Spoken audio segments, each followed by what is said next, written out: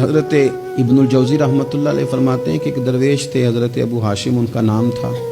कहते हैं बड़ी मजबूरी थी, मुझे कहीं जाना था तो कश्ती नहीं मिल रही थी.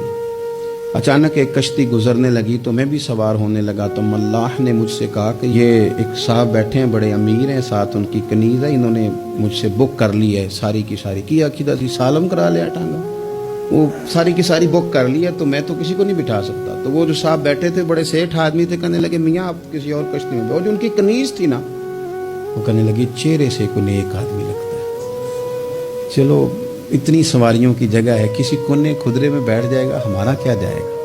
कहा अच्छा चलो आ जाओ.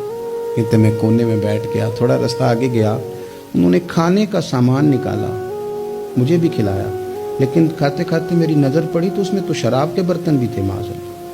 फिर उस शख्स ने खाना खाने के बाद उस कनीज़ से कहा कि मुझे माज़अल्लाह गाना सुनाओ. वो हाशिम कहते हैं मुझे कहने लगा सुनाओ ना. अमीर आदमी था, कभी इस तरफ गया ही नहीं था. ढेरों लोग हैं जो नहीं मस्जिद जाते. अल्हाकुमुत तकासुर हत्ता ज़ुरतुमुल मक़ाबिर. अल्लाह फरमाते हैं कि तुम्हें दौलत की हिरस ने इतना अजीब उलझा दिया कि कब्रों तक पहुंच गए तुम.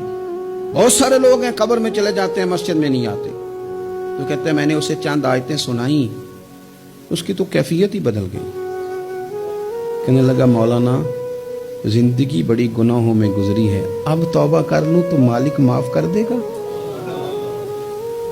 कारनामे खतरनाक हैं, पीछे रजिस्टर काला स्याह, माफी हो जाएगी.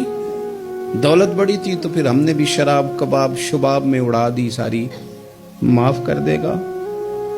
तो कहते हैं मैंने कहा हो बंदे के आने की देर है, उसकी रहमत तो फौरन ही कबूल कर लेती है. कहते उसने उस कनीज को आजाद किया, दौलत अल्लाह की राह में खैरात की 40 साल मेरे साथ रहा. फिर मैंने उसकी जुबान से सिवाय खैर के जुमला नहीं सुना. एक की बात करता था, कहता था शेख काश आप मुझे थोड़ा पहले मिल जाते, जिंदगी से ये गिला है कि तू जरा देर से मिला है. पहले मिल जाते ना तो शायद मेरी जिंदगी के कुछ और दिन बन जाते, थोड़ी देर अल्लाह वाले की सोबत. आप फरमाते हैं फिर वो 40 साल के बाद मेरे सामने इंतकाल हुआ, मैंने ही दफन किया, मैंने ही कब्र में उतारा, जनाजे का एहतमाम भी मैंने ही किया. मेरा यार था, दिल लग गया था, प्यार हो गया, मैं परेशान रहता. एक दिन ख्वाब में मिल के मुझे कहने लगा फिक्र न कर, मैंने अपने रब को बड़ा ही मेहरबान पाया है, मैंने उससे बड़ा करीम पाया है, माफ करने वाला पाया है, दरगुजर करने वाला पाया है. उसने फजल फरमा दिया मेरे गुनाहों पर, उसके अफू दरगुजर का कलम चल गया है, और मेरे हक में जो फैसला आया है वो रहमत वाला ही आया है, फजल वाला ही फैसला आया.